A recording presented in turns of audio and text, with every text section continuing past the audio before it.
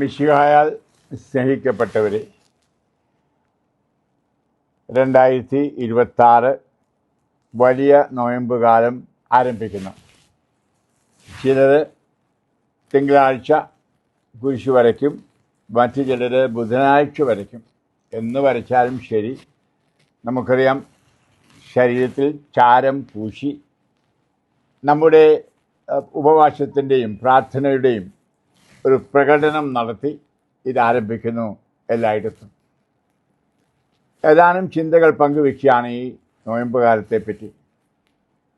ഞാൻ തലക്കെട്ട് കൊടുത്തത് നിങ്ങൾ വായിച്ചു കാണും. നിങ്ങളുടെ നോയമ്പ് കാലം 3 പൂന്തോട്ടങ്ങളിൽ ആണ്. നിങ്ങൾ ഒരു വിഷയം കേട്ടപ്പോൾ ചിരിച്ചു കാണും, അച്ഛൻ എന്താ പറയാൻ ഉദ്ദേശിക്കുന്നത്? നമ്മൾ ഒന്നാമത്തെ പൂന്തോട്ടം കാണുന്നത് ഉൽപ്പത്തി പുസ്തകത്തിൽ ആണ്. അത് 2-ാം അധ്യായത്തിൽ അത് വായിക്കുന്നു.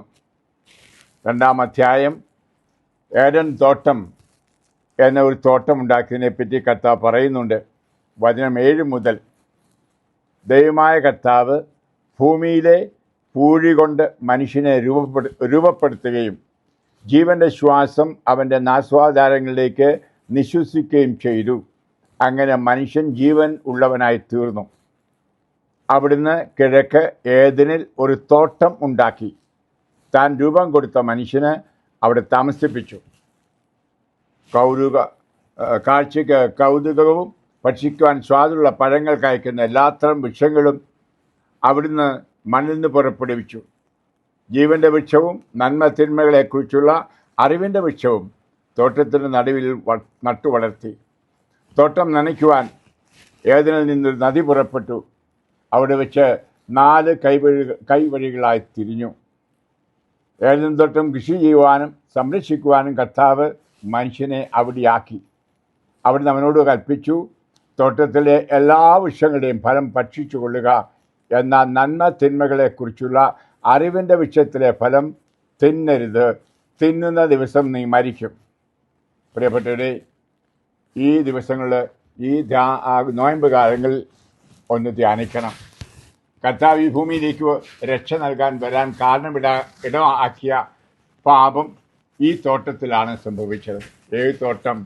പർദീസ എന്ന് നമ്മൾ പറയും. എന്ന് പറഞ്ഞാൽ കാഴ്ചയ്ക്ക് നല്ലതായിരുന്നു, നല്ല ഫലങ്ങൾ എല്ലാം സമൃദ്ധിയായിരുന്നു. അതെ, നമുക്ക് കാണാൻ സാധിക്കും. അതെ, കർത്താവ് പറഞ്ഞു, ഇത് തോട്ടം നോക്കിയാൽ മതി. നിങ്ങളെല്ലാം തോട്ടം നോക്കുന്ന തോട്ടക്കാരാണ്. വെള്ളമൊഴിക്കുകയും വളവിടുകയൊക്കെ ചെയ്താൽ മതി, നിങ്ങൾക്ക് സമൃദ്ധിയിലൂടെ ജീവിക്കാൻ കഴിയും. പക്ഷേ നിങ്ങൾ എന്നെ സ്നേഹിക്കണം. സ്നേഹിക്കുകയാണെങ്കിൽ കൽപ്പന പാലിക്കണം. കൽപ്പന കൊടുത്തു, ഒരു പ്രത്യേക വൃക്ഷത്തിൽ നിന്ന് പറിക്കരുത്. പറിച്ചാൽ തിന്നാൽ നിങ്ങൾ മരിക്കും. എന്ന് പറഞ്ഞാൽ വചനം ലംഘിച്ചാൽ, അനുസരണക്കേട് കാണിച്ചാൽ നീ പാപം ചെയ്യും. പാപത്തിൻ്റെ ഫലം മരണമാണ്. 3-ാം അധ്യായം ഉൽപ്പത്തി നമ്മൾ കാണിക്കുന്നു. അതേ തോട്ടത്തിൽ വെച്ചാണ് നമുക്കാണ് പാമ്പ് വരുന്നതും ദൈവത്തെ പോലെ ആകാമെന്ന വാക്ക് പറയുന്നതും.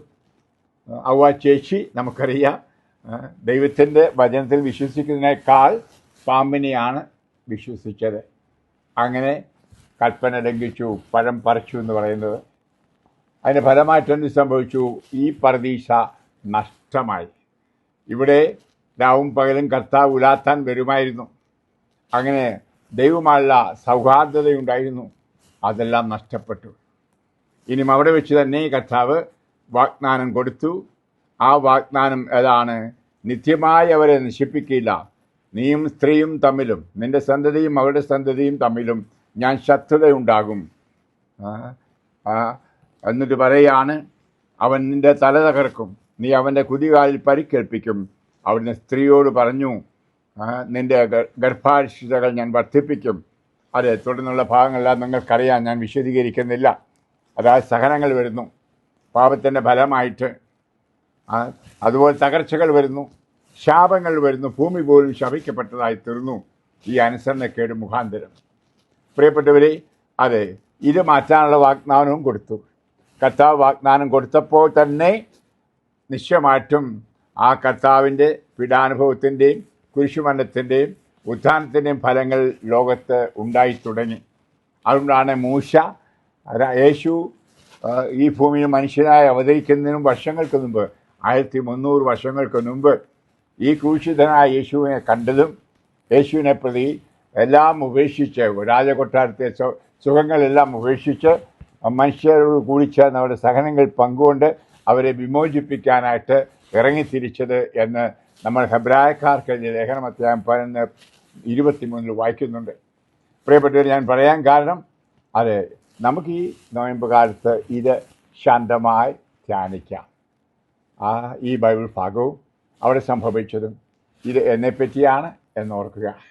അപ്പോൾ നമ്മുടെ ഉള്ളിലേക്ക് തിരിഞ്ഞ് നമ്മളെ ഏദൻ തോട്ടത്തിൽ സൃഷ്ടിച്ച് പരദീസരാക്കിയ ആ കർത്താവ് നമ്മൾ സംഭവിക്കുക ഓരോന്നും കാണുകയാണ്.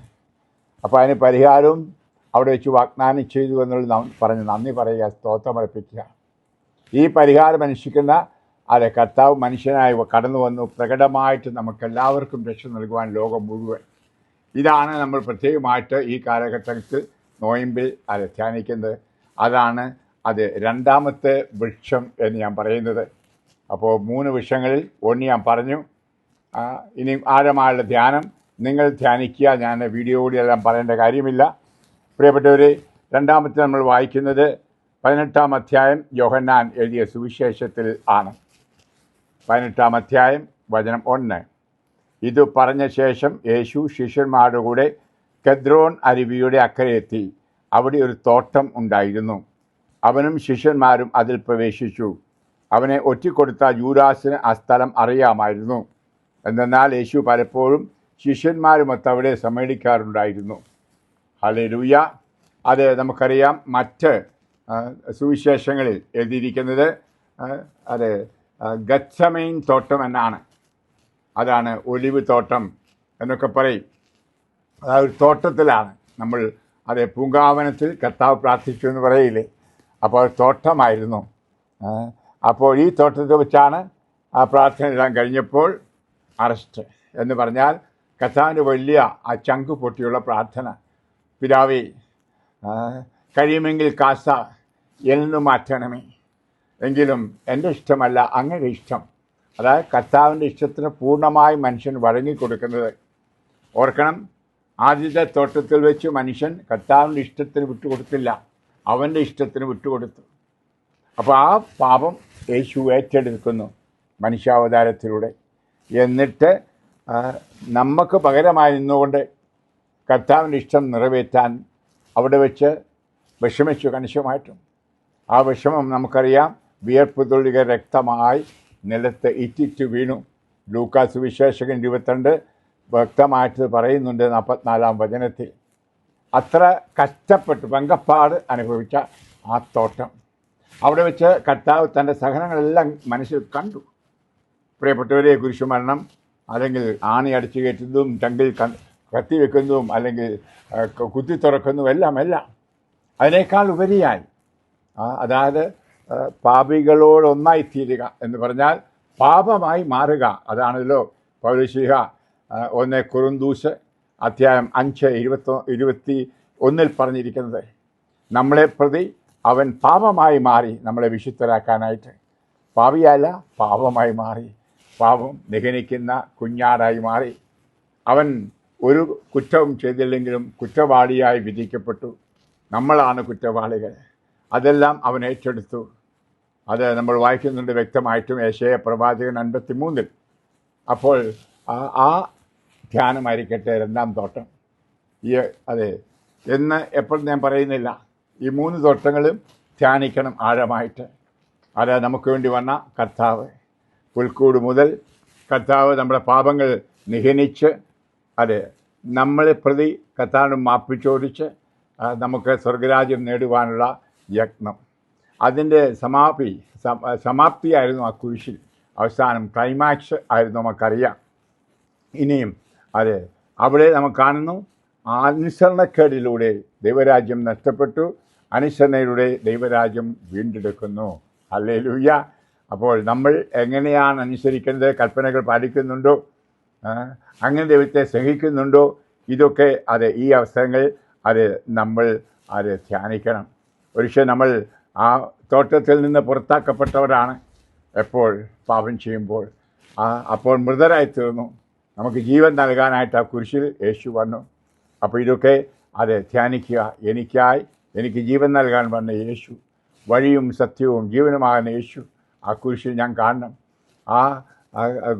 അപ്പോൾ ആ കുരിശിലേക്ക് നയിക്കപ്പെടുമ്പോൾ അതിൻ്റെ ആരംഭമാണ് ആ പൂങ്കാവനം ഗെത്സമനി. അത് ധ്യാനിക്കുക ആഴമായിട്ട്. അതായത് ഒലിവ് മലയിലെ തോട്ടമെന്ന് ലൂക്ക പറയുന്നത്, ഗെത്സമേൻ തോട്ടമെന്ന് മത്തായി 26-ാം അധ്യായത്തിൽ പറയുന്നത്. നമുക്ക് ആഴമായിട്ട് അവിടെ പ്രാർത്ഥിക്കണം. കൂടുതൽ ഈ കാലഘട്ടം നമ്മളേറെ പ്രാർത്ഥിക്കണം. വേദനകൾ സഹിച്ചുകൊണ്ട്, വേദനകൾ സമർപ്പിച്ചുകൊണ്ട്, ഈശോ പ്രകാരം നമ്മുടെ വേദനകളും അതായത് പാപത്തിൻ്റെ പ്രതിഫലങ്ങൾ ഏറ്റെടുത്തു, അതുപോലെ അത് നമുക്കുണ്ടാകുന്ന അനുഭവങ്ങളും മറ്റുള്ളവരുടെയും ഏറ്റെടുത്തുകൊണ്ട് ഈശോ പ്രാർത്ഥിച്ചതുപോലെ അത് പ്രാർത്ഥിക്കണം. മറ്റുള്ളവരുടെയും നമ്മുടെയും വിശുദ്ധിക്കും നന്മയ്ക്കുമായിട്ട് അതിനൊരു അവസരമാണ്. അതുകൊണ്ട് അവിടെയാണ് ഉപവാസത്തിൻ്റെ അർത്ഥം. നമുക്കറിയാം, കർത്താവും ശിഷ്യന്മാരും ഉപവസിച്ചാണ് പ്രാർത്ഥിച്ചത്. കർത്താവ് പലപ്പോഴും ഉപവസിക്കുമായിരുന്നു. അതേപ്പറ്റിയൊന്നും ഞാൻ ദീർഘമായിട്ട് പറയുന്നില്ല. പ്രിയപ്പെട്ടവരെ, ഈ നോയമ്പ് കാലം 50 ദിവസത്തെ നോയമ്പായിരിക്കാം, ചിലർക്ക് 40 ദിവസമായിരിക്കാം. കാരണം ലത്തീൻ ക്രമത്തിലുള്ളവർ ഞായറാഴ്ചകളിൽ ഇറച്ചിയൊക്കെ കൂട്ടും. അപ്പോൾ 40 ദിവസമേ ഉള്ളൂ. കർത്താവ് 40 ദിവസമാണ് ഉപവസിച്ചത്. എന്നാൽ ഓറിയൻ്റൽ പൗരസ്ത്യ റീത്തിലൊക്കെ പെട്ടവർ അവസാനം വരുന്ന 50 ദിവസം ഉപവസിക്കും. ആ ദിവസത്തിനൊന്നും വല്ല പ്രാധാന്യം കൊടുക്കേണ്ടത്, അല്ലെങ്കിൽ ആ സമയത്തിനും വല്ല പ്രാധാന്യം കൊടുക്കേണ്ടത് ഉപവാസത്തിൻ്റെ ഒരു ജീവിതം, പ്രാർത്ഥനയുടെ ഒരു ജീവിതത്തിൽ ശൈലിയാക്കി മാറ്റുക. അല്ലാതെ ഈ ദിവസങ്ങളിൽ മാത്രം പോരാ. അതിനായിരിക്കട്ടെ നമ്മൾ ഈ പൂങ്കാവനത്തിലേക്ക്, ഗെത്സമനിലേക്ക് പോകുന്നതും ചിന്തിക്കുന്നതുമെല്ലാം. ഇനി നമ്മൾ മൂന്നാമത്തെ തോട്ടത്തിലേക്ക് വരികയാണെങ്കിൽ കാണുന്നത് എന്താണ്? നമുക്ക് കാണാൻ സാധിക്കും, ഈശോയെ ക്രൂശിച്ച സ്ഥലത്ത് ഒരു തോട്ടം ഉണ്ടായിരുന്നു. ആ തോട്ടത്തിൻ്റെ അടുത്തായിരുന്നു നമുക്ക് കാണാൻ സാധിക്കും. അത് നമ്മൾ യോഹന്നാൻ എഴുതിയ സുവിശേഷത്തിൻ്റെ 19-ാം അധ്യായത്തിൽ നമുക്ക് കാണാൻ സാധിക്കും. ഈശോയുടെ കുരിശുമരണം, പങ്കപ്പാട്, അല്ലെങ്കിൽ പാർശ്വം തുറക്കൽ, അതെല്ലാം കഴിഞ്ഞ് നമുക്ക് കാണാൻ സാധിക്കും. ഈ 19-ാം അധ്യായം 41 വചനം, അവൻ ക്രൂശിക്കപ്പെട്ട സ്ഥലത്ത് ഒരു തോട്ടം ഉണ്ടായിരുന്നു.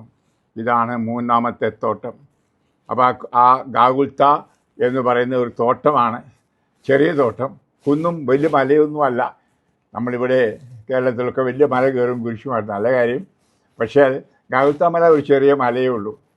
അത് കുന്നാണ്, നമ്മുടെ ഭാഷയിൽ കുന്നാണ്, മലയല്ല. അപ്പോൾ അവിടെ നല്ല തോട്ടമായിരുന്നു. അതുകൊണ്ടാണ് പറഞ്ഞത് ക്രൂശിക്കപ്പെട്ട സ്ഥലത്തൊരു തോട്ടമുണ്ടായിരുന്നു. ആ തോട്ടത്തിൽ അതുവരെ ആരെയും സംസ്കരിച്ചിട്ടില്ലാത്ത പുതിയ കല്ലറയും ഉണ്ടായിരുന്നു. നമുക്കറിയാം, ആ കല്ലറയിലാണ് കർത്താവിനെ സംസ്കരിക്കുന്നത്. പ്രിയമുള്ളവരെ, അപ്പോൾ യേശുവിൻ്റെ ആ മരണവും അതുപോലെ ശവസംസ്കാരവും ഉത്ഥാനവും നടന്നതും ഒരു തോട്ടത്തിലാണ്. നമുക്ക് ഈ ധ്യാനത്തിൽ ഏറെ ധ്യാനിക്കേണ്ട ഒരു തോട്ടമാണ് അത്. ഹല്ലേലൂയ. അത് നമ്മൾ വായിക്കുന്നുണ്ട്. പ്രത്യേകിച്ച് റോമാക്കാർക്ക് ലേഖനത്തിൽ അധ്യായം 6:3 നമ്മൾ സ്നാനം സ്വീകരിച്ചിരിക്കുന്നത് അവനോടുകൂടി മരിക്കുവാൻ, എന്ന് പറഞ്ഞാൽ പാപത്തോട് മരിക്കുവാൻ. യേശു പാപത്തോടാണ് മരിച്ചത്. പാപം എടുത്തുകൊണ്ട് പാപമായി മാറി, എന്നിട്ടാണ് നമ്മുടെ ശിക്ഷയാകുന്ന മരണം ഏറ്റെടുത്തത്. അപ്പോൾ ഇതാണ് സംഭവിക്കേണ്ടത്. അതുപോലെ തന്നെ നമുക്കറിയാൻ സാധിക്കും, അവിടുത്തോടുകൂടി സംസ്കരിക്കപ്പെടണം. പുതിയ കല്ലറയിലോ പഴയ കല്ലറയിലോ, പുരാതന കല്ലറയിലോ കുടുംബക്കല്ലറയിലോ ഒറ്റക്കല്ലറയിലോ അടക്കപ്പെടണം എന്ന് പറഞ്ഞാൽ ഭൗമികമായ ഒരു കല്ലറയെ പറ്റിയല്ല ഞാൻ ഈ പറയുന്നത്. യേശുവിനോടുകൂടി നമ്മൾ മരിക്കുക, സംസ്കരിക്കപ്പെടുക, എന്നിട്ട് പരിശുദ്ധാത്മാവിലൂടെ ഉയർത്തെഴുന്നേൽക്കുക. അതും ഈ തോട്ടത്തിലാണ്, മൂന്നാമത്തെ തോട്ടത്തിലാണ് സംഭവിച്ചത്. ഇതാണ് നമ്മൾ ക്രിസ്ത്യാനികളായിരിക്കുന്നതിൻ്റെ അർത്ഥം. ഇതാണ് നമ്മുടെ മാമോദിസയുടെയും അർത്ഥം. അതായത് പാപത്തോട് മരിച്ച് പഴയ മനുഷ്യനെ കുഴിച്ചുമൂടി, എന്നിട്ട് പരിശുദ്ധാത്മാവിൽ പുതിയ മനുഷ്യൻ ഉയർത്ത് ഈശോയുടെ കൂടെ ആയിരുന്നിട്ട് സ്വർഗ്ഗാരോഹണം ചെയ്ത് പിതാവിൻ്റെ വലത്ത് ഭാഗത്ത് പോവുക. പ്രിയപ്പെട്ടവരെ, ഏറെ പറയേണ്ട ഒരു വിഷയമാണ്. അത് വിപുലീകരിച്ച് ഞാൻ പറയുന്നില്ല. നിങ്ങൾ തന്നെ പ്രാർത്ഥിച്ച് ഇത് ഒരു വലിയ വീഡിയോ ആക്കുക. എന്ന് പറഞ്ഞാൽ നിങ്ങൾ ജീവിതത്തിൽ പകർത്തുക. ഞാൻ എല്ലാ ധ്യാനങ്ങൾക്കും കൊടുക്കുന്നതാണ് ഗ്രഹപാഠം. അവൾ കുറേ ഈ ദിവസങ്ങളിൽ ഈ നോയമ്പ് കാലത്ത് വായിക്കാൻ ഞാൻ കുറേ ബൈബിൾ ഭാഗങ്ങൾ തരുന്നു. നിങ്ങൾക്ക് വേണമെങ്കിൽ കുറിച്ചെടുക്കാം. ഈ വീഡിയോ വെച്ച് പിന്നീടായാലും കേൾക്കാൻ പറ്റും. എന്നിട്ട് കുറിച്ചെടുക്കാം. ഗ്രഹപാഠമായിട്ട് പലപ്പോഴായിട്ട് വായിക്കാനായിട്ട് ഞാൻ പ്രത്യേകം പ്രാർത്ഥിച്ച് തിരഞ്ഞെടുത്ത ബൈബിൾ ഭാഗമാണ്. ഒന്ന് ശ്രദ്ധിക്കുക. ഉൽപ്പത്തി പുസ്തകം അധ്യായം 3 മുഴുവനും. ഉൽപ്പത്തി 3. ഹോശയ പ്രവാചകൻ, യെശയ്യ അല്ല, ഹോശയ പ്രവാചകൻ 4ഉം 5ഉം അധ്യായങ്ങൾ. യെശയ്യ പ്രവാചകൻ 52ഉം 53ഉം. യെരമ്യ പ്രവാചകൻ അധ്യായം 36. ദാനിയേൽ പ്രവാചകൻ അധ്യായം 3. മലാഖി പ്രവാചകൻ അധ്യായം 3. ഇത്രയുമാണ് പഴയ നിയമത്തിൽ നിന്ന്. പിന്നെ പുതിയ നിയമത്തിലേക്ക് മത്തായി എഴുതിയ സുവിശേഷം അധ്യായം 26, 27. ലൂക്ക എഴുതിയ സുവിശേഷം 22, 23, 24. യോഹന്നാൻ അധ്യായം 17, 18, 19, 20. യോഹന്നാൻ 17 മുതൽ 20 വരെ അധ്യായങ്ങൾ. അപ്പസ്തോല പ്രവർത്തനം അധ്യായം 1ഉം 2ഉം. റോമാക്കാർക്ക് എഴുതിയ ലേഖനം അധ്യായം 1, അധ്യായം 6, അധ്യായം 8, അധ്യായം 11, അധ്യായം 12. 2 കൊറിന്തോസ് അധ്യായം 4, 5, അധ്യായം 11, 12. അധ്യായം 4, അധ്യായം 5, അധ്യായം 11, അധ്യായം 12. ഗലാത്യർക്കെഴുതിയ ലേഖനം അധ്യായം 5. എഫേസോസ് അധ്യായം 4ഉം 5ഉം.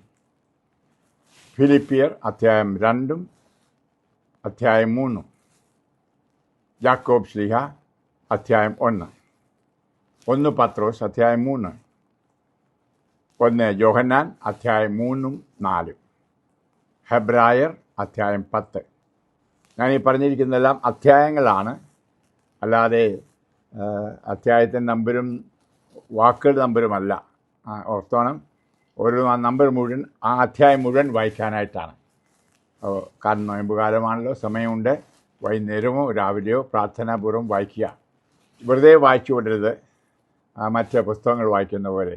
കർത്താവിൻ്റെ വചനമാണ്. ഈ വചനം വായിക്കുമ്പോൾ വാള് പോലെ മുറിയണം, നമ്മൾ മുറിയപ്പെടണം. നമുക്കറിയാം, വചനം ഒന്നെങ്കിൽ ലോഗോസ് ആയിരിക്കാം, എന്ന് പറഞ്ഞാൽ വെറുതെ കേട്ട് വായിച്ചങ്ങ് പോകുന്നത്, ഹൃദയത്തെ സ്പർശിക്കാതെ കണ്ടു പോകുന്നത്. എന്നാൽ അത് കൂടുതലായിട്ട് ആത്മാവിലും സത്യത്തിലും ഹൃദയത്തെ സ്പർശിക്കുന്നതാക്കി മാറ്റണം. അത് കർത്താവിൽ സംഭവിക്കട്ടെ പ്രാർത്ഥന. അതുകൊണ്ടാണ് തുടങ്ങുമ്പോഴേ പ്രാർത്ഥിച്ചുകൊണ്ട് ആരംഭിക്കുക, വായിച്ചുകൊണ്ടിരിക്കുമ്പോഴും പ്രാർത്ഥിക്കുക. ഏതെങ്കിലും ഒരു വാക്കായിരിക്കാം ഹൃദയത്തെ മുറിക്കുന്നതും ഹൃദയത്തെ പരിവർത്തനം കൊണ്ടുവരുന്നതും. അതുകൊണ്ട് അത് ശാന്തമായിട്ടാണ് ഓരോ അധ്യായങ്ങളും വായിച്ച് നിൻ്റെ ജീവിതത്തിന് സ്പർശകം ആക്കണം. ഓക്കെ, അതിന് കർത്താവ് നിങ്ങൾക്ക് കൃപ തരാൻ ഞാൻ പ്രാർത്ഥിക്കുന്നു. ഞാനും നിങ്ങളോടൊപ്പം ഉണ്ട്. നമ്മളൊന്നിച്ചാണ് ഈ നോയമ്പ് കാലം. ആർക്കറിയാം, ഇവിടെ അവസാനത്തെ നോയമ്പായിരിക്കാം. ഇനി അടുത്തൊരു നോയമ്പ് ഉണ്ടാവുമോ, തമ്പുരാനെ അറിയത്തുള്ളൂ. അത്ര സ്ഫോടനാത്മകമായ കാലമാണ്, നിമിഷങ്ങളാണ്. നമുക്കെല്ലാം ഞാൻ പറയാതെ തന്നെ അറിയാവുന്ന സത്യമാണ്. അതുകൊണ്ട് പ്രിയമക്കളെ, ഏറെ ധ്യാനിച്ച് ഗൗരവമായി നല്ല ഒരു നോയമ്പ് കാലം ഉണ്ടാകട്ടെ. ഈ കാലം സ്വർഗം തുറക്കപ്പെട്ട് ധാരാളം അനുഗ്രഹങ്ങൾ നിങ്ങൾ ഓരോരുത്തരുമായി വ്യക്തിപരമായും കുടുംബത്തിന്മേലും ഉണ്ടാകട്ടെ. കുടുംബമായി രക്ഷിക്കുന്ന കർത്താവ് നിങ്ങളുടെ കുടുംബത്തെ വിശുദ്ധീകരിച്ച് കുടുംബമായിട്ട് സ്വർഗത്തിലേക്ക് കൊണ്ടുപോകാൻ ഇടവരട്ടെ. അങ്ങനെ നിങ്ങളുടെ പൂർവികരോടുകൂടി നിങ്ങൾ ഒന്നായിത്തീരും. എബ്രഹാം, ആയിസക്കൊക്കെ മരിച്ചപ്പോൾ പൂർവികരോടുകൂടി ഒന്നായിത്തീർന്നു എന്നാണ് നമ്മൾ വായിക്കുന്നത് ബൈബിളിൽ. അപ്പോൾ നമ്മളും മരിച്ചിട്ട് നമ്മുടെ മാതാപിതാക്കൾ അല്ലെങ്കിൽ എല്ലാ പൂർവികരും കൂടി നമ്മൾ കുടുംബമായിട്ടായിരിക്കും സ്വർഗത്തിൽ. Praise the Lord. അതിന് യാതൊരു സംശയവുമില്ല. അപ്പോൾ അതിനുള്ള അനുഗ്രഹങ്ങൾ ഉണ്ടാകട്ടെ. അനുരഞ്ജനമാണ് ഏറ്റവും പ്രധാനപ്പെട്ടത്, ദൈവമായ അനുരഞ്ജനം. അത് നല്ലൊരു കുമ്പസാരം, വെറും കുമ്പസാരമല്ല കേട്ടോ, യഥാർത്ഥ മാനസാന്തരം എന്ന് പറഞ്ഞാൽ ജീവിതം തന്നെ മാറണം. മനസ്സ് മാറിയാൽ മാത്രം പോരാ, മനസ്സും ഹൃദയവും ശരീരവും എല്ലാം കൂടെ ഒന്നാണ്. എനിക്ക് മാറ്റം വരണം, അത് ഉണ്ടാകട്ടെ. ദൈവരാജ്യം അത് സ്ഥാപിക്കുക ഉള്ളിൽ. ഞാൻ ചില വീഡിയോയിലൊക്കെ പറഞ്ഞതുപോലെ യേശുനാഥൻ്റെ ആ മുദ്ര, അതായത് ഒരിക്കലും തിന്മയിലേക്ക് പോകാത്ത വിധത്തിലുള്ള നന്മ മാത്രം ചെയ്യുന്ന ആ മുദ്ര പരിശുദ്ധാത്മാവിലൂടെ നിൻ്റെ ഹൃദയത്തിൽ ആഴമാട്ടെ ഈ നോയമ്പ് കാലത്ത്. ഇതാണ് ഞാൻ ആഗ്രഹിക്കുന്നതും നിങ്ങൾക്ക് വേണ്ടി പ്രാർത്ഥിക്കുന്നതും. കണിശമായിട്ടും കർത്താവ് നിങ്ങളെ അതിന് സഹായിക്കും. പ്രാർത്ഥനയോട് കൂടി ഉപവാസം കൂടി ആകുമ്പോൾ നല്ലതായിരിക്കും. ഓക്കെ, അത് എങ്ങനെ ഉപവസിക്കണം? നിങ്ങൾ പരിശുദ്ധാത്മ പറയുന്ന പോലെ ഒരു നേരം മാത്രം ആഹാരം കഴിക്കുമോ, ഒരു നേരം മാത്രം ആഹാരം ഉപേക്ഷിക്കാതെ അത് ഒരു നേരമാക്കി എടുക്കാം. ഞാൻ നിയമമൊന്നും അതിനില്ല. അതിൻ്റെ ദിവസം മുഴുവനൊന്നും കഴിക്കാതെ വെറും പച്ചവെള്ളം മാത്രം കുടിക്കുക. വേറെ ചിലർ ഒരു ചപ്പാത്തിയോ അല്ലെങ്കിൽ ഒരു റൊട്ടി കഷ്ണമോ കഴിച്ച് വെള്ളം കുടിക്കുക. അതും ഉപവാസമായിട്ടെടുക്കുന്നവരുണ്ട്. ചിലർക്കൊന്നും കഴിക്കാൻ പറ്റുകയില്ല. പിന്നെ പ്രായമായവരും മരുന്നുകളൊക്കെ എടുക്കുന്നവർ സൂക്ഷിക്കണം. വെറും പട്ടിണി നിന്ന് രോഗം വീണ്ടും വരുത്തി വെക്കാതിരിക്കാൻ ശ്രദ്ധിക്കുക. നിങ്ങളുടെ വേദനകളെയൊക്കെ കർത്താവിന് അർപ്പിക്കുന്നത് അത് വലിയ ഉപവാസമാണ്, അത് വലിയ നോയമ്പാണ്. പിന്നെ അബ്സ്റ്റിനൻസ്, അതായത് വർജിക്കേണ്ടവ, ഏറ്റവും കൂടുതൽ വർജിക്കേണ്ട തിന്മയാണ്, നമുക്കറിയാം. അതാണ് ദൈവഭക്തി. കൂടാതെ തലക്കദോഷങ്ങളൊന്നും മാറാനായിട്ടുള്ള പരിശ്രമം ചെയ്യും മക്കളെ. അതിനുവേണ്ടി ആഴമായിട്ടൊരു ധ്യാനം കൂടുകയോ ആന്തരിക സൗഖ്യ ധ്യാനങ്ങളാണ് ഞാൻ ഉപദേശിക്കുന്നത് കൂടുതലായിട്ട്. ഒരു നല്ല കൗൺസിലിംഗ് അച്ഛന്മാരുടെയൊക്കെ പോയി ചെയ്യുക. അത് തുറന്നാലും സംസാരം നടത്തുമ്പോൾ തന്നെ അത് കൗൺസിലിംഗ് ആണ്. അവിടെ വലിയൊരു മാറ്റം ഉണ്ടാകും മക്കളെ. ഈശോയുമായിട്ടും രമ്യപ്പെടും, മറ്റുള്ളവരുമായിട്ടും രമ്യപ്പെടും. ഇക്കാര്യത്തിലൊരു ബോധ്യം വരുത്തണം. ഈ നോയമ്പ് കാലത്തെങ്കിലും ഈശോയെ പ്രതി, നിങ്ങളുടെ രക്ഷയെ പ്രതി, സ്വർഗത്തെ പ്രതി എല്ലാവരും ക്ഷമിക്കൂ. ചിലരൊക്കെ ചെന്ന് ക്ഷമ ചോദിക്കണം. അത് ചിലരോട് ക്ഷമിക്കാതിരിപ്പുണ്ട്, കൊടുക്കണം. നേരിട്ട് പറഞ്ഞില്ലെങ്കിലും ഉള്ളിൽ ക്ഷമിച്ച് ആളിന് വേണ്ടി പ്രാർത്ഥിക്കുകയും ചെയ്യുക. ഒരു കഥാവ് നോക്കുമ്പോൾ നിങ്ങളുടെ ഹൃദയം പരിശുദ്ധമായിരിക്കണം, നിർമ്മലമായിരിക്കണം. അതായത് മറ്റുള്ള സ്പർദ്ധയോ വൈരാഗ്യമോ രോഷമോ കാണാൻ ഇടവരരുത്. അങ്ങനെ ഒരു വെളുത്ത ഒരു ഹൃദയം, മഞ്ഞുപോലെ വെളുത്ത ഹൃദയം ഉണ്ടാവണം. ഇതായിരിക്കണം ഈ ഉപവാസം നോയമ്പിൻ്റെയൊക്കെ അർത്ഥം. കുറേ ദിവസങ്ങൾ ഇറച്ചി ഇരുന്നുകൊണ്ട് പുണ്യൊന്നും കിട്ടില്ല. കുറേ ഇറച്ചിയോ മീനോ കൂട്ടാതിരുന്നോണ്ടൊന്നും കിട്ടില്ല. അത് ഓർത്തോണം. ആഹാരം കഴിക്കാതിരിക്കുന്നതിലല്ല നന്മ. അതിൻ്റെ ആ ലക്ഷ്യമെന്ത്? എന്നെ തന്നെ നിയന്ത്രിക്കുവാൻ, എന്നെ തന്നെ വിശുദ്ധീകരിക്കാൻ, എൻ്റെ ആത്മീയ മനുഷ്യനെ വളർത്താൻ ഞാൻ ഭൗമിക ആഹാരം ഉപേക്ഷിക്കുന്നു. നമുക്കറിയാം എത്രയോ വിശുദ്ധർ വർഷങ്ങളോളം വിശുദ്ധ കുർബാന മാത്രം സ്വീകരിച്ച് ജീവിച്ചു. അവർക്കും ശരീരമുണ്ടായിരുന്നു. അവരുടെ ശരീരത്തെ ആത്മീയ ശരീരമാണ് സപ്പോർട്ട് ചെയ്തത്. അപ്പോൾ അങ്ങനെ അതിൻ്റെ ഒരു ഒരു ഒരു ഒരു ഒരു പ്രകടനമാണ്, അതിൻ്റെ ഒരു ആത്മീയ അനുഭവമാണ്. ശാരീരികമായ ഭക്ഷണം ഇല്ലാതെയും എനിക്ക് ജീവിക്കാം ഈശോയുടെ ഭക്ഷണം കൊണ്ട്. അപ്പോൾ കൂടുതൽ പ്രാർത്ഥിക്കുമ്പോൾ തന്നെ ഒരു ഭക്ഷണമാണ് മക്കളെ. വിശുദ്ധ കുർബാന സ്വീകരണം ഭക്ഷണമാണ്. അതുപോലെ തന്നെ ഏറെ നേരം ആരാധനയ്ക്ക് ഇരിക്കുന്നു, മറ്റുള്ളവർക്ക് വേണ്ടി പ്രാർത്ഥിക്കുന്ന ഭക്ഷണമാണ്. നമുക്കറിയാമല്ലോ, ഈശോ പറഞ്ഞില്ലേ, ശിഷ്യന്മാർ ഏതാണ്ട് വടയും ബോളിയൊക്കെ കടയിൽ നിന്ന് മേടിച്ചുകൊണ്ട് സമറിയക്കാരുമായി സംസാരിച്ചുകൊണ്ട് ഈശോടൊക്കെ പറഞ്ഞു, വല്ലതും തിന്നണമേ റബായി, പിതാവ് വല്ലതും തിന്നണേ. അപ്പോൾ എന്നാ പറഞ്ഞത്? എൻ്റെ ഭക്ഷണം കഴിഞ്ഞു. അപ്പോൾ അവർ തെറ്റിദ്ധരിച്ച് അവരോർത്തു ഈ പെണ്ണുമ്പിള്ള വല്ലതും കൊണ്ട് കൊടുത്തെന്ന്. എന്നിട്ട് എന്താണ്? എൻ്റെ ഭക്ഷണം കർത്താവിൻ്റെ ഇഷ്ടം നിറവേറ്റുന്നതാണ്. ഹല്ലേലൂയ. അപ്പോൾ കർത്താവിൻ്റെ ഇഷ്ടപ്രകാരമുള്ള ജീവിതം നയിക്കാനായിട്ടുള്ള ഒരു പരിശ്രമം കൂടിയാണ് ഈ നോയമ്പെന്ന് ഓർക്കണം. ആ ആത്മീയ ഭക്ഷണം, ഈശോയെ സ്നേഹിക്കുക, ഈശോയുടെ ഇഷ്ടം നിർവഹിക്കുക, ഈശോയോട് കൂടി ആയിരിക്കുക. ഈ നോയമ്പുകാലം അങ്ങനെ ധാരാളം പുണ്യത്തിൻ്റെ കൃപയുടെ ദിവസങ്ങളായിരിക്കട്ടെ മക്കളെ. അത് ഈ നമ്മുടെ ഓശാനയും അല്ലെങ്കിൽ ഉയർപ്പ് ഞായറും നോയമ്പ് വീടൽ കഴിയുമ്പം പോകരുത്. നോയമ്പ് വീടരുത്, നോയമ്പ് തുടരണം. അതും ഞാൻ വീണ്ടും പറയുകയാണ്. ആ വാക്ക് തന്നെ കൊള്ളുകയില്ല മലയാളികളെ. നോയമ്പ് വീടൽ, അത് വീടാൻ പാടില്ല, തീർക്കാൻ പാടില്ല, ജീവിതത്തിൻ്റെ ശൈലിയാക്കി മാറ്റുക. അപ്പോൾ അതിന് വേണ്ടിയിട്ട് കർത്താവ് നമുക്ക് സഭയിൽ അനുവദിച്ചു തന്നിരിക്കുന്നതാണ് ഈ നോയമ്പ് കാലം. ഈ നോയമ്പ് കാലമല്ല, എല്ലാ നോയമ്പ് കാലവും. കർത്താവ് നിങ്ങളെ അനുഗ്രഹിക്കട്ടെ ധാരാളമായിട്ട്. നന്മ പ്രവൃത്തികൾ ചെയ്യാനും ഒരു പക്ഷെങ്കിൽ പാവങ്ങളെ സഹായിക്കുക, അതും അതെ ഈ നോയമ്പ് കാലത്തായിരിക്കട്ടെ. അപ്പം നീ കുറേയൊക്കെ ഉപവസിക്കുമ്പോഴും ഇറച്ചിയൊക്കെ തിന്നായിരിക്കുമ്പോൾ ചെറിയ ലാഭമില്ലേ? അത് ബാങ്കിലിടാതെ, അത് പേഴ്സിൽ നിറയ്ക്കാതെ പാവം കൊടുക്കുക. അങ്ങനെ സ്വർഗത്തിൽ നിക്ഷേപം ഉണ്ടാക്കുന്ന ഒരു കാലഘട്ടം. ഒരു പക്ഷേ പഴയ കടങ്ങൾ കൊടുക്കാതിരുന്നിട്ടുണ്ടായിരിക്കും, ഒത്തിരി ഉണ്ടായപ്പോഴും കൊടുത്തില്ല. ഒത്തിരി ശമ്പളം ഉണ്ടായിരുന്നു, പെൻഷൻ കിട്ടി, അതൊക്കെ പൂത്തി വെച്ചിരിക്കുക ബാങ്കിൽ. എന്നിട്ടില്ല എന്ന് പറയാം, ഞാൻ പെൻഷനാണ്, വയസ്സാണ്, അതൊക്കെ ഒന്ന് പാവങ്ങൾക്ക് കൊടുക്കൂ. അങ്ങോട്ട് പോകുമ്പോൾ നിക്ഷേപം ഉണ്ടാകണ്ടേ? വിറ്റ് പാവങ്ങൾക്ക് കൊടുത്ത് എന്നെ അനുഗമിക്കൂ, അപ്പോൾ നിങ്ങൾക്ക് സ്വർഗത്തിൽ നിക്ഷേപം ഉണ്ടാകുമെന്ന് ധനികനായ യുവാവിനോട് പറഞ്ഞത്, ആ യുവാവിനോട് പറഞ്ഞത് നിന്നോടും എന്നോടും കർത്താവ് പറയുകയാണ്. അപ്പോൾ നമുക്ക് ഈ ഭൗമികമായിട്ടുള്ള ഒരു സ്വർണ്ണമായിരിക്കാം, പണമായിരിക്കാം, പാവങ്ങൾക്ക് കൊടുക്കാം മക്കളെ. അല്ലെങ്കിൽ പാവങ്ങൾ നന്മയിലേക്ക് നയിക്കുന്ന ആധ്യാത്മിക പരിപാടികൾക്ക് വേണ്ടി കൺവെൻഷനായിരിക്കാം, ധ്യാനാശ്രമമായിരിക്കാം, ഞാൻ പറഞ്ഞ മാധ്യമങ്ങളെ സഹായിക്കുന്നതായിരിക്കാം, അവരൊക്കെ ആധ്യാത്മിക തലത്തിലാണ് പ്രവർത്തിക്കുന്നത്. അവരൊക്കെ കൊടുക്കാവൂ, അല്ലാത്തവർ കൊടുക്കരുത്. ഭൗമിക കാര്യങ്ങൾ കെട്ടിപ്പടുത്താനായിട്ട് കൊടുക്കരുത് ഞാൻ പറയും. പിന്നെ ആത്മീയ കാര്യങ്ങൾ വളർത്തുന്ന വ്യക്തികളെ സഹായിക്കുക, അതുപോലെ ആത്മീയ കാര്യങ്ങൾക്ക് മുൻ താല്പര്യം കൊടുക്കുന്ന സ്ഥാപനങ്ങളെ അല്ലാത്തതിന് കൊടുക്കരുത് എന്ന് ഞാൻ പറയും.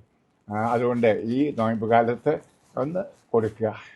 നമുക്ക് അങ്ങനെ നിത്യതയ്ക്ക് വേണ്ടി, നമ്മുടെ യേശുവുമായുള്ള നിത്യജീവിതത്തിന് വേണ്ടി, യേശുവിനെ മുഖാമുഖം കാണുവാനുള്ള ഒരുക്കമായിരിക്കട്ടെ ഈ നോയമ്പ് കാലം, ഈ വലിയ നോയമ്പ് കാലം. അങ്ങനെയാണ് പണ്ടൊക്കെ പറഞ്ഞത്, വലിയ നോയമ്പ് എന്ന്. അതുകൊണ്ട് നമുക്ക് അത് എത്ര ദിവസമായാലും വേണ്ടില്ല. ഈ ഇടയ്ക്കെങ്ങാനും ഇറച്ചിരുന്ന് പോകുന്നൊരു പാവമൊന്നും അല്ല. അതുകൊണ്ട് നോയമ്പ് പോയെന്ന് വിചാരിക്കരുത്. ചിലർക്ക് അങ്ങനെ വിചാരിക്കും, ഇടയ്ക്ക് ഇറച്ചിന്ന് പോയ പിന്നെ അയ്യോ നോയമ്പ് ഇരുന്നത് കൊണ്ട് ഇനി നോയമ്പില്ല എന്ന് വെക്കുക. അതൊക്കെ ചുമ്മാ ബാലിഷ്യമാണ്. നമ്മൾ ഇതിൻ്റെ ലക്ഷ്യം മനസ്സിലാക്കണം. ഒരു പക്ഷെങ്കിൽ നമ്മൾ ഒരു വിരുന്നിന് വീട്ടിൽ പോയി അവിടെ ഇറച്ചി ഉണ്ടാക്കി തിന്നുകൊണ്ട് പാപമൊന്നും ചെയ്യുന്നില്ല, നോയമ്പും പോവുകയില്ല. ഹല്ലേലൂയ. അവിടെ ആ സ്നേഹം പ്രകടിപ്പിക്കുന്നതാണ് അത് തിന്നാതെ മാറിയിരിക്കുന്നതിനേക്കാൾ നല്ലത്. ഞങ്ങളുടെ ആഘോഷങ്ങളൊന്നും സാറിന് കാണില്ല. ഒരു വിഷയത്തോ ഏതെങ്കിലും ഒരു ആഘോഷത്തിന് പോകേണ്ടി വേണം, അവിടെ മാംസമോ മത്സ്യമോ ഒക്കെ ഉണ്ടായിരുന്നു. അത് സഹകരിക്കുന്നതാണ് പുണ്യം, വേണ്ടാന്ന് വയ്ക്കുന്നതിനേക്കാളും. ഹല്ലേലൂയ. അവരെ സന്തോഷിപ്പിക്കുക. നമുക്ക് സന്തോഷിക്കുന്നവരോട് സന്തോഷിക്കുന്നവരായിരിക്കണം, ദുഃഖിക്കുന്നവരോട് ദുഃഖിക്കുന്നവരുമായിരിക്കണം. അയ്യോ എനിക്ക് നോയമ്പാ, ഞാനത് ഇറച്ചി കൂട്ടുകയില്ല, ഞാൻ പാല് കൂട്ടുകയില്ല, ഞാൻ തൈര് കൂട്ടുകയില്ല എന്നൊക്കെ പറഞ്ഞ് മാറിയിരിക്കുന്നത് അത് ദൈവികമല്ല, ഈശോ ആഗ്രഹിക്കുന്നതുമല്ല, അത് ആത്മീയവുമല്ല. ഓക്കെ. അതുകൊണ്ട് നമുക്ക് മൊത്തമായിട്ടൊരു മാറ്റം വരാനായിട്ടുള്ള ഒരു പ്രിപ്പറേഷൻ, തയ്യാറെടുപ്പാട്ട് ഇത്. ഈശോ നല്ല നോയമ്പ് നിങ്ങൾക്ക് തരട്ടെ, അനുഗ്രഹിക്കട്ടെ എന്ന് ഞാൻ പ്രാർത്ഥിക്കുന്നു. യേശുവെ നന്ദി. ഇത് കേൾക്കുന്ന എല്ലാവർക്കും ഒരു നല്ല നോയമ്പ് കാലം ഉണ്ടാകാനും സ്വർഗം തുറന്ന് ധാരാളമായ അനുഗ്രഹങ്ങൾ വർഷിക്കപ്പെടുവാനും ഇടയാകട്ടെ. ഞാനതിനായിട്ട് പ്രാർത്ഥിച്ച് ഇവരെയും ഇവരുടെ കുടുംബങ്ങളെയും അംഗീകരിപ്പിക്കുന്നു.